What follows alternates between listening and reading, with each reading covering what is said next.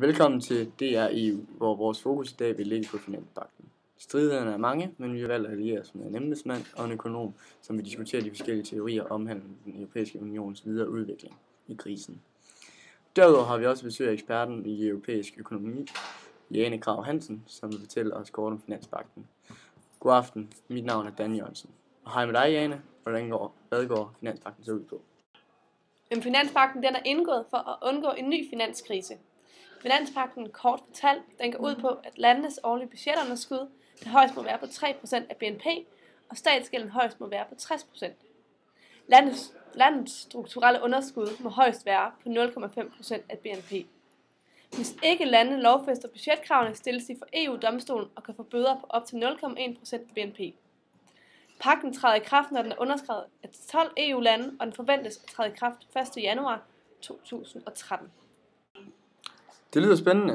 Nu går vi videre til diskussionen, hvor vi vil høre de to synspunkter fra embedsmanden Knudsen, som er med på en mobiltelefon, og økonomen Agnes Rasmussen, som er med i studiet. Knud, vil de starte? Tak, Dan. Jeg mener, at ideen om Finanspagt, den er egentlig meget god, men den er simpelthen alt for vidtrækkende. Der er for mange fejl, og den er alt for begrænsende. Vi bliver nødt til at se på resultater her.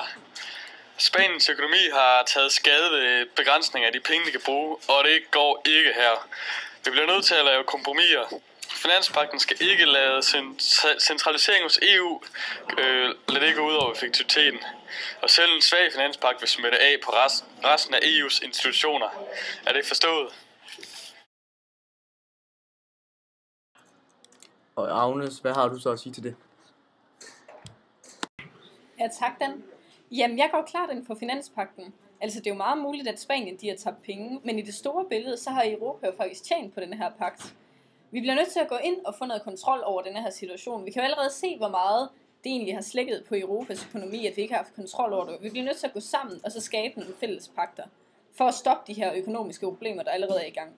Altså, jeg vil bare sige, at jeg er overhovedet ikke enig på nogen punkter. Du siger, at det vil forbedre Europas økonomi.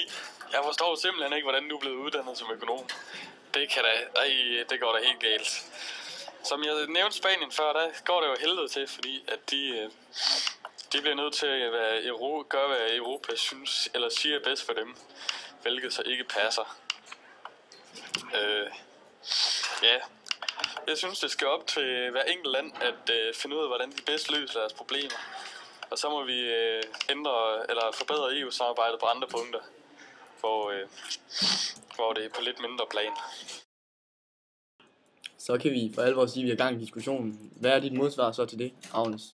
Jeg synes simpelthen, at den her diskussion den er blevet dybt useriøs. Jeg kan ikke forstå, hvad denne her diskussion om mit arbejde, og det har noget som helst at gøre med den diskussion, vi er i gang med.